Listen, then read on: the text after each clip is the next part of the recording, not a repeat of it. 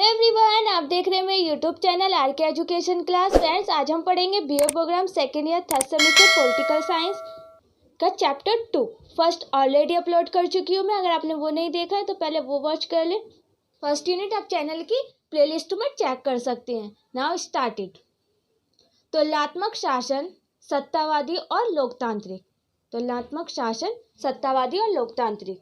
Introduction. इस इकाई के द्वारा सत्तावादी और लोकतांत्रिक शासन की प्रकृति पर ध्यान दिया गया है।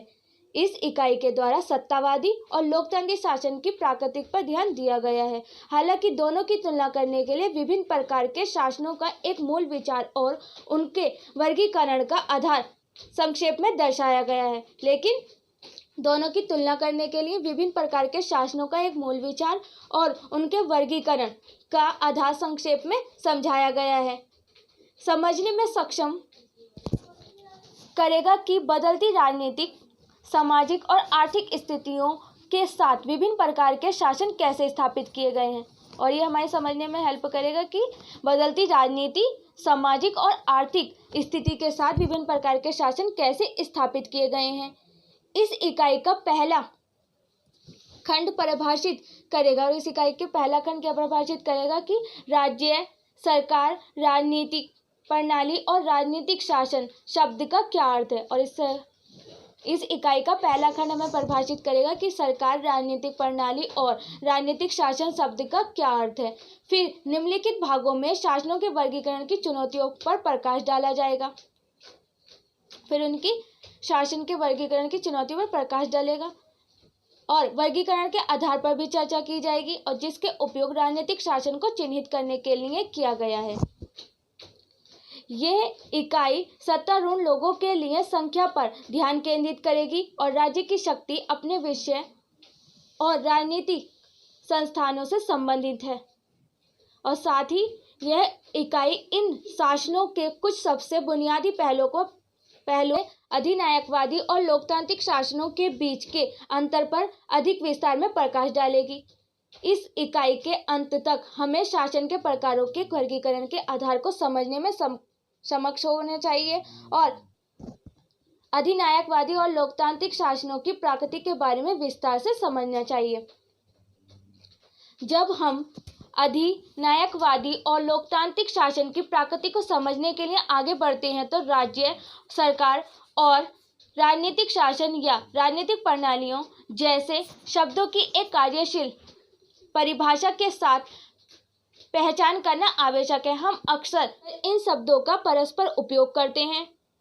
राज्य को एक निश्चित संप्रभुता और एक सरकार के साथ एक संगठित राजनीतिक समुदाय के रूप में परिभाषित किया जा सकता है, और राज्य को एक निश्चित क्षेत्र, संप्रभुता और सरकार के साथ एक संगठित राजनीतिक समुदाय के रूप में परिभाषित किया जा सकता है। जबकि सरकार वह एजेंसी है जो राज्य की ओर से कार्य करती है, और जबकि सरकार क्या है, वह एजेंसी है जो कि राज्य की ओर से कार्य करती है। शासन को राज्य और सरकारी भूमिकाओं और प्रक्रियाओं की औपचारिक और अनौपचारिक संरचना के रूप में परिभाषित किया जा सकता है, और यह प्रक्रियाएं मानदंडों और संस्कृति के एक समूह का प्रतिनिधित्व करती हैं जो यह निर्धारित करता है कि सरकार कैसे कार्य करती है।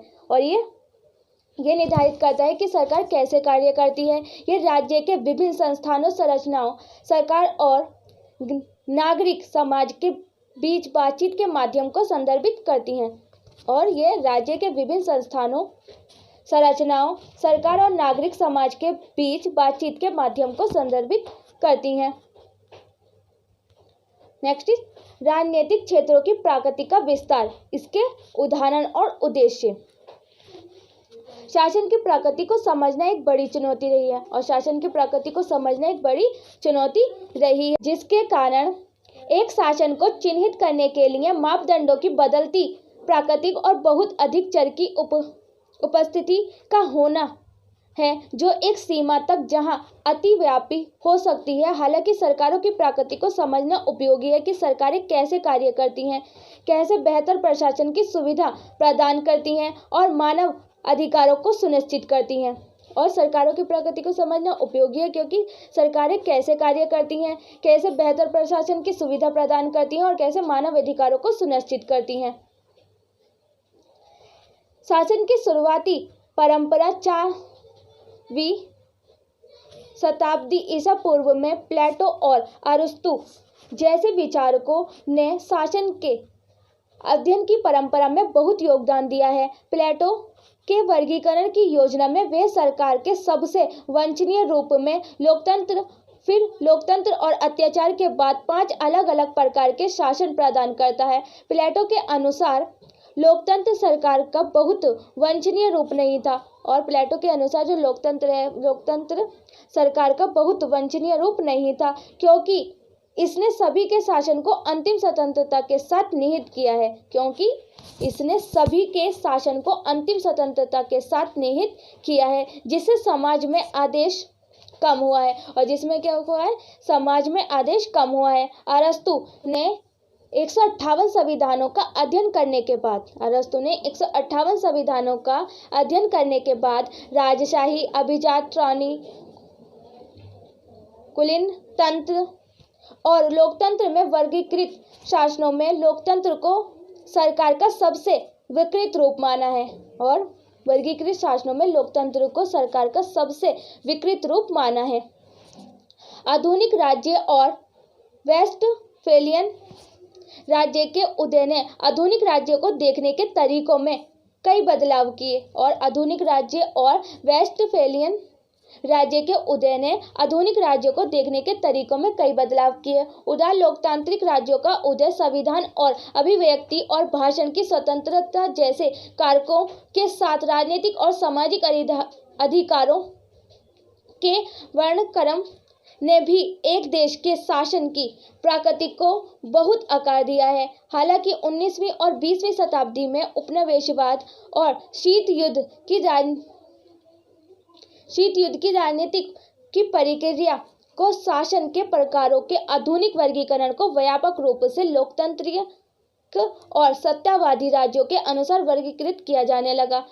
इस तरह के वर्गीकरण को प्रमुख रूप से यूरो केंद्रित माना गया, और इस प्रकार का जो वर्गीकरण था उसको यूरो केंद्रित माना गया, और अक्सर पश्चिम में विशेष अधिकार प्राप्त करने की प्रवृत्ति पर काबू पा लिया जाता है, और अक्सर पश्चिम के विशेष अधिकार प्राप्त करने की जो प्रवृत्ति है उस पर काबू पा लिया जाता है। ये वर्गीकरण उपनिवेशिक एशियाई और अफ्रीकी राज्यों के सामाजिक राजनीतिक वास्तविकताओं को ध्यान में रखने में विफल रहे, और ये जो वर्गीकरण थे वो उपनिवेशिक एशियाई और अफ्रीकी राज्यों की सामाजिक राजनीतिक वास्तविकताओं को अध्ययन रखने में विफल रहे, और ये वर्गीकरण उपनिवेशिक एशियाई और अफ्रीकी राज्यों की सामाजिक राजनीतिक वास्तविकताओं को ध्यान में रखने में विफल रहे। वर्गीकरण का आधार शासकों की संख्या और स्वचालितता की प्रकृति, 2 प्रमुख चर जिन्हें शासन की प्रकृति को समझने के लिए नियोजित किया गया है। पहला,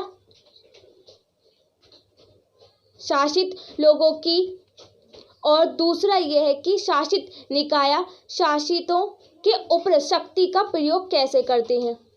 दूसरे मानदंड के मामले में शक्ति वर्गीकरण का एक प्रमुख आधार रहा है, और दूसरे मानदंड के मामले में शक्ति वर्गीकरण का एक प्रमुख आधार रहा है, और रिश्ते की प्रकृति की जांच करने के लिए एक मानदंड राज्य अपने राजनीतिक संस्थानों से संबंधित हो सकता है, और रिश्ते की प्रकृति को जानने के लिए की जांच करने के लिए एक मानदंड राज्य अपनी प्राकृतिक संस्थानों से संबंधित हो सकता है। केंद्र और इकाइयों के बीच साझा संबंधों की प्रकृति यह निर्धारित करती है कि राज्य एकात्मक या संघीय राज्य है, और इकाइयों के बीच साझा संबंधों की प्रकृति यह निर्धारित करती है कि एक राज्य एकात्मक या संघीय राज्य है या नहीं, या तो वह एकात्मक या संघीय है या नहीं है।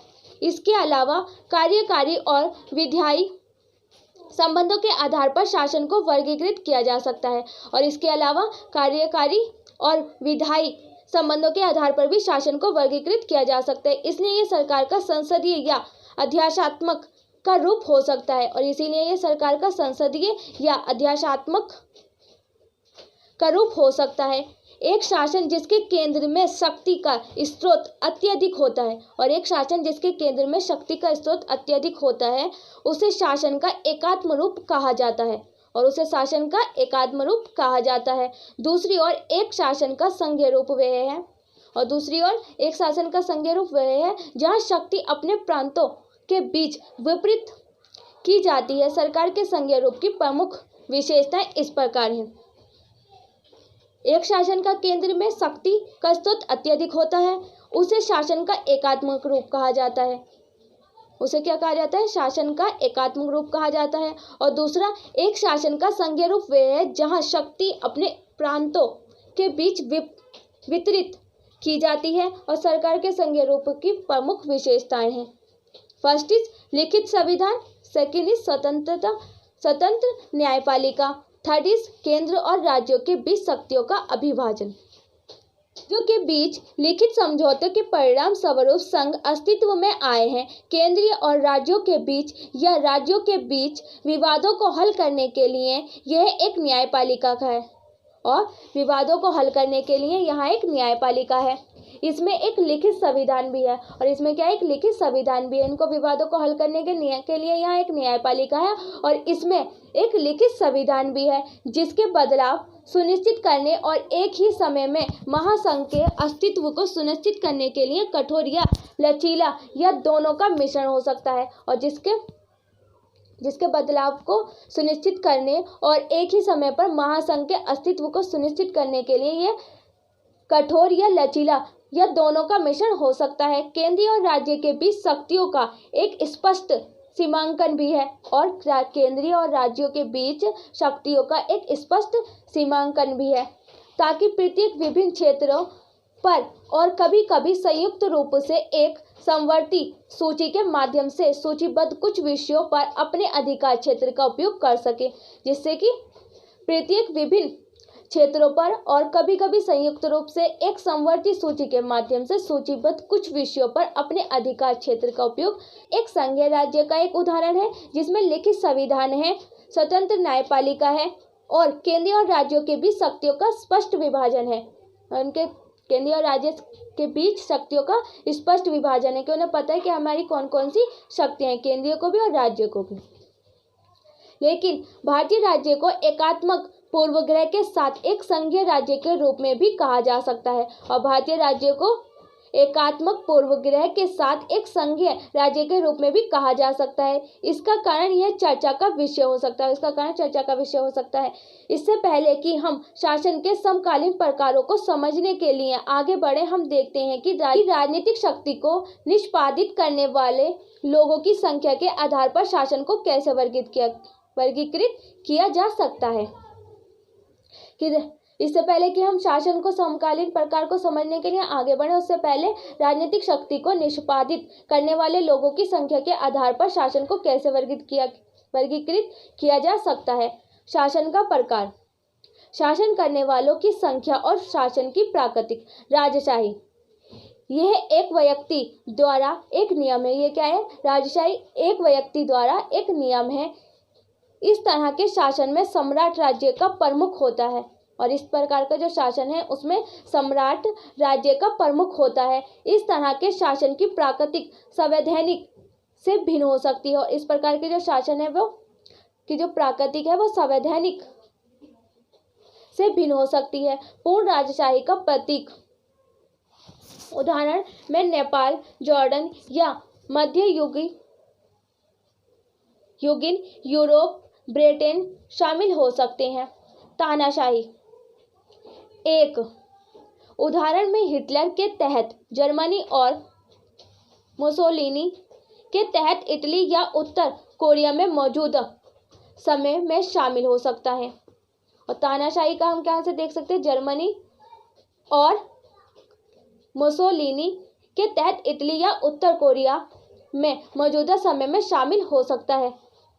तंत्र, अमीर वर्ग द्वारा कुछ नियम, यह एक तरह का नियम है जहां एक निश्चित वर्ग के लोग शासन के कई पहलुओं पर शासन करते हैं। उदाहरण के लिए दक्षिण अफ्रीका में रंगभेद शासन के तहत।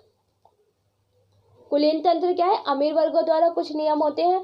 इसका तरह का एक नियम है जहां एक निश्चित वर्ग के जो लोग हैं वो शासन की इकाइयों पर शासन करते हैं, जो शासन के कुछ पहलू उन पर शासन करते हैं। उदाहरण के लिए हम अफ्रीका में देख सकते हैं यहाँ पर कि रंग भेद के शासन के तहत के वहाँ पर रंग का काले और गोरों का जो वो शासन चलता है उसके तहत हम चेक कर सकते हैं, उदाहरण से हम उसको समझ सकते हैं। अभिजात, यह शासन कुछ लोगों द्वारा या छोटे शासक वर्ग द्वारा एक नियम की विशेषता है। अभिजात क्या है? यह शासन कुछ लोगों द्वारा या छोटे शासक वर्गों द्वारा एक नियम की विशेषता है। ऐसे शासन प्रकारों का उदाहरण प्राचीन ग्रीस हो सकता है, और इस प्रकार का जो शासन है वो उदाहरण के लिए हम कैसे समझ सकते हैं? प्राचीन ग्रीस से हो सकता है। लोकतंत्र, जनता द्वारा सहमति, उदाहरण के लिए लोकतंत्र में संयुक्त राज्य और भारत शामिल हो सकता है। लोकतंत्र में क्या शामिल हो सकता है? संयुक्त राज्य और भारत यानी कि इंडिया शामिल हो सकता है, क्योंकि हमारा जो देश है इंडिया जो है वो लोकतांत्रिक देश है। जैसे कि हम समझते हैं एक राजतंत्रीय शासन क्या वर्गीकृत करता है। जैसे कि हम समझते हैं कि राजतंत्रीय जो शासन है वो क्या वर्गीकृत करता है, जो संवैधानिक राजशाही से लेकर प्रतीकात्मक राजशाही तक हो सकता है, जो कि संवैधानिक राजशाही से लेकर प्रतीकात्मक राजशाही तक हो सकता है। जैसे कि ब्रिटेन में पूर्ण राजशाही, एक संवैधानिक राजतंत्र का एक रूप है, और एक संवैधानिक राजतंत्र एक राजतंत्र का रूप है जिसमें संवैधानिक प्रावधानों के आधार पर अक्सर राजा के नियमों को लिखित कानूनों और नियमों द्वारा निर्धारित किया जाता है। जैसे कि राजा के द्वारा लिखे गए कानूनों और नियमों द्वारा निर्धारित किया जाता है। ऐसी परिस्थितियों में सम्राट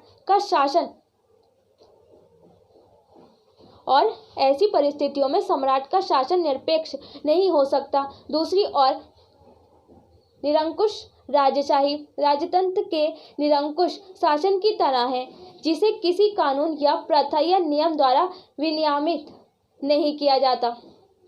और निरंकुश राजशाही जो है वो राजतंत्र के निरंकुश शासन की तरह है, जिसमें कि किसी भी कानून को या प्रथा को या नियम के द्वारा विनियमित नहीं किया जाता। कई संवैधानिक राजतंत्रों में सम्राट का शासन संविधान द्वारा निर्धारित किया जाता है, और कई संवैधानिक राजतंत्रों में जो सम्राट का शासन है उसको संविधान द्वारा निर्धारित किया जाता है। और कई उदाहरणों में सम्राट की स्थिति अधिक प्रतीकात्मक होती है। उत्तर कोरिया को अक्सर वंशानुगत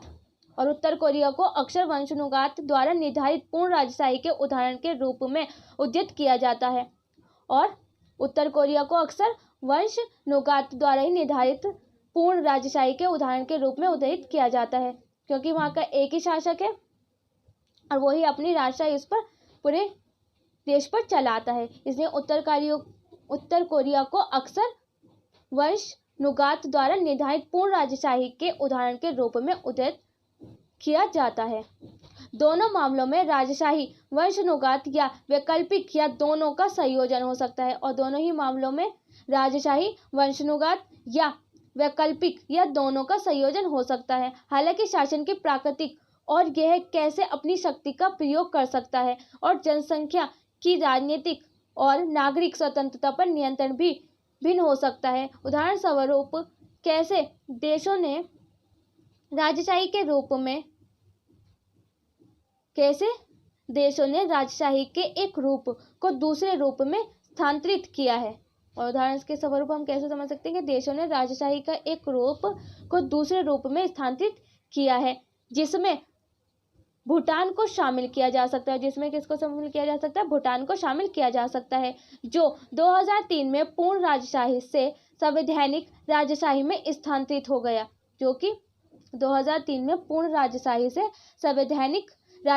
स्थानांतरित हो गया। जॉर्डन और कुवैत अन्य देश हैं जिन्होंने संवैधानिक राजतंत्र को अपनाया है। तानाशाही शासन वे शासन है जिसमें राजनीतिक शक्ति एक नेता द्वारा केंद्रित और धारण की जाती है। और तानाशाही क्या है? जिसमें कि एक ही नेता द्वारा केंद्रित और निर्धारित की जाती है सारी शक्ति, जिसे तानाशाह कहा जा सकता है, जिसको हम नेता को क्या कहते हैं? तानाशाह कह सकते हैं। ऐसी सरकारों के रूप में राजनीतिक बहुल्यवाद और अभिव्यक्ति की स्वतंत्रता, जो नागरिक स्वतंत्रता के सबसे बुनियादी पहलुओं में से एक है, तानाशाह के गढ़ को बनाए रखने के लिए प्रतिबंधित है। जब तानाशाही राजनीतिक आर्थिक और नागरिक अधिकारों के सभी पहलुओं पर पूर्ण नियंत्रण करने की कोशिश करती है तो इसे अधिनायकवादी राज्य के रूप में प्रस्तुत किया जा सकता है, जिस पर इस इकाई के अगले खंडों में विस्तारित रूप से चर्चा की जाएगी। क्या है तानाशाही शासन? वे शासन है जिसमें राजनीतिक शक्ति एक नेता द्वारा केंद्रित की जाती है और धारण की जाती है, जिसे तानाशाह कहा जाता है और उस नेता को तानाशाह कहा जाता है। और ऐसी सरकारों के रूप में राजनीतिक बहुल्यवाद और अभिव्यक्ति की जो स्वतंत्रता है, जो नागरिक स्वतंत्रता के सबसे बुनियादी पहलुओं में से एक है, तानाशाह के गढ़ को बनाए रखने के लिए प्रतिबंधित है। और तानाशाह के गढ़ को बनाए रखने के लिए अभिव्यक्ति की जो आज़ादी है वो प्रतिबंधित है। जब तानाशाही राजनीतिक, आर्थिक और नागरिक अधिकारों के सभी पहलुओं पर पूर्ण नियंत्रण रखने की कोशिश करती है, और जो तानाशाही है वो राजनीतिक, आर्थिक और नागरिक अधिकारों के सभी पहलुओं पर नियंत्रण रखने की कोशिश करती है, तो इसे अधिनायकवादी राज्य के रूप में प्रस्तुत किया जाता है। तो इसे क्या कहा जाता है? अधिनायकवादी राज्य के रूप में प्रस्तुत किया जाता है, जिस पर इस इकाई के अगले खंडों में विस्तारित रूप से चर्चा की जाएगी। एक कुलीन तंत्र शासन व्यवस्था का एक रूप है, और एक कुलीन तंत्र शासन व्यवस्था का एक रूप है जिसमें सत्ता कुछ लोगों के समूह द्वारा संचालित होती है। जिसमें क्या होता है? सत्ता जो है वो कुछ लोगों का जो समूह, एक ग्रुप है कुछ लोगों का, उसके द्वारा संचालित होती है। लोगों के ये समूह धनी वर्ग, सैन्य या आर्थिक रूप से अधिक प्रभावशाली वर्ग के लोगों का गठन कर सकते हैं। और ये समूह जो होते हैं वो जो है वो धनी वर्ग या सैन्य या आर्थिक रूप से अधिक प्रभावशाली वर्गों के लोगों का एक गठन कर सकते हैं। कई मामलों में कुलीन वर्ग वंशानुगत हो सकते हैं, और कई मामलों में क्या हो सकते हैं? कुलीन वर्ग व वंशानुगत हो सकते हैं। ये वंशानुगत नहीं हो सकते, या तो वो वंशानुगत हो सकते हैं या वे वंशानुगत नहीं हो सकते, या तो वंशानुगत हो सकते हैं या फिर नहीं हो सकते। वे अत्याचारी भी हो सकते हैं, और जो वो वर्ग है लोगों का वो अत्याचारी भी हो सकता है। और कुछ मामलों में ऐसा नहीं है, और कुछ मामलों में ऐसा नहीं है, क्योंकि कुलीन वर्गों में कुछ लोगों द्वारा बनाए नियम शामिल हैं। क्यों नहीं हो सकते? क्योंकि कुलीन वर्गों में कुछ लोगों द्वारा बनाए गए नियम शामिल हैं, इसलिए इसे अल्पसंख्यक द्वारा एक नियम के रूप में भी समझा जा सकता है, और इसीलिए इसको अल्पसंख्यक द्वारा एक नियम के रूप में भी समझा जा सकता है। रंगभेदी शासन के दौरान दक्षिण अफ्रीका को एक कुलीन शासन के रूप में चित्रित किया जा सकता है, और रंगभेदी शासन के दौरान दक्षिण अफ्रीका को कुलीन शासन के रूप में चित्रित किया जा सकता है, जिसका प्रमुख बाकी हिस्सों पर एक प्रमुख नस्लीय समूह होता है। कुलीन तंत्र एक शब्द है जो एक ग्रीक शब्द से लिया गया, और कुलीन तंत्र जो है वह एक शब्द है जो कि ग्रीक शब्द से लिया गया है, जिसका अर्थ सबसे अच्छा नियम है, और जिसका अर्थ क्या है? सबसे अच्छा नियम है। अभिजात वर्ग सरकार का एक रूप है जिसमें कुछ नियम विशेष रूप से शासक वर्ग जिन्हें ऐसा करने का विशेष अधिकार प्राप्त है। प्लेटो और अरस्तु का मानना था कि राज्य को कुछ सक्षम और नागरिकों के सर्वोत्तम वर्ग द्वारा शासित किया जाना चाहिए, जिन्हें बहुत सावधानी से चयन प्रक्रिया के माध्यम से चुना जाएगा। दिलचस्प है, प्राचीन ग्रीक जिसे अभिजात वर्ग माना जाता है, वंशानुगत राजाशाही पर सरकार का एक बेहतर रूप है, क्योंकि यह सबसे अच्छे से शासन करने के अनुरूप नहीं था। प्लेटो और अरस्तु ने कुलीन तंत्र को लोकतंत्र से बेहतर माना, हालांकि वे अभिजात वर्ग को एक बेहतर रूप के रूप में नहीं मानते थे। जब कुलीन वर्ग को भ्रष्ट रूप में देखा गया था और लोकतंत्र के एक भ्रष्ट रूप से भी बदतर उन्होंने भीड़ तंत्र के रूप में वर्णित किया था। और जब कुलीन वर्ग को भ्रष्ट रूप में देखा गया था और लोकतंत्र के एक भ्रष्ट रूप से भी बदतर उन्होंने भीड़ तंत्र के रूप में वर्णित किया था। इसके बाद हमने यह देखा कि हम शासन करने वाले लोगों की संख्या के आधार पर कैसे शासनों को वर्गीकृत कर सकते हैं। हम सरकार के आधार पर उन शासनों को वर्गीकृत कर सकते हैं जो सत्ता का संचालन करते हैं और नीचे बताए गए अनुसार सत्ता धारण करते हैं। शासन का प्रकार, शक्ति और उसके निष्पादन के संबंध। अधिनायकवादी शासन का प्रकार क्या है? फर्स्ट, अधिनायकवादी जीवन और शासन के हर पहलू पर पूर्ण नियंत्रण अधिनायकवादी का क्या है? जीवन और शासन के हर पहलू पर पूर्ण नियंत्रण। उदाहरण में Soviet socialist Republic union, greater German rich शामिल हो सकते हैं।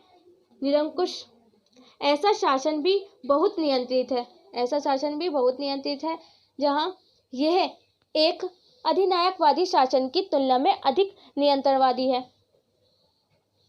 नेपोलियन बोनापार्ट के तहत फ्रांसीसी साम्राज्य, पिनोचे के तहत चिली। और सत्तावादी ऐसा शासन भी बहुत नियंत्रित है, हालांकि यह एक अधिनायकवादी शासन की तुलना में कम नियंत्रण है। ऐसा शासन भी बहुत नियंत्रित है, लेकिन यह एक अधिनायकवादी शासन की तुलना में कम नियंत्रण है। कुछ उदाहरणों में People's Republic of China, Jordan, तुर्की शामिल हो सकते हैं। संवैधानिक इस तरह के शासनों के तहत राज्य द्वारा प्रयोग की जाने वाली शक्ति की मात्रा को उन नियमों द्वारा नियंत्रित किया जाता है जो संविधान में निर्धारित किए गए हैं, और सत्ता के किसी भी दुरुपयोग को जांच और संतुलन की व्यवस्था द्वारा सुनिश्चित किया जाता है। संवैधानिक जो नियम है वो इस तरह के शासकों के तहत राज्य द्वारा प्रयोग किए जाने वाली शक्ति की मात्रा को उन नियमों द्वारा नियंत्रित किया जाता है जो संविधान में निर्धारित किए गए हैं, और सत्ता के किसी भी दुरुपयोग को जांच और संतुलन की व्यवस्था द्वारा सुनिश्चित किया जाता है। लोकतंत्र इस तरह के शासन के तहत सत्ता का स्रोत लोगों के साथ है, और जो लोकतंत्र है उसका शासन के तहत सत्ता का स्रोत लोगों के साथ है। लोगों के चुने हुए प्रतिनिधि लोगों की ओर से शक्ति का प्रयोग करने के लिए जिम्मेदार है। लोकतंत्र प्रत्यक्ष या अप्रत्यक्ष हो सकता है। और लोकतंत्र क्या है? जो लोगों द्वारा चुने गए प्रतिनिधि चुनते हैं, लोग अपने द्वारा वोट डालकर वो अपने प्रतिनिधि को चुनते हैं, और वे लोगों की ओर से शक्ति का प्रयोग करने के लिए जिम्मेदार है। और लोकतंत्र जो है वो अप्रत्यक्ष और अप्रत्यक्ष दोनों हो सकते हैं।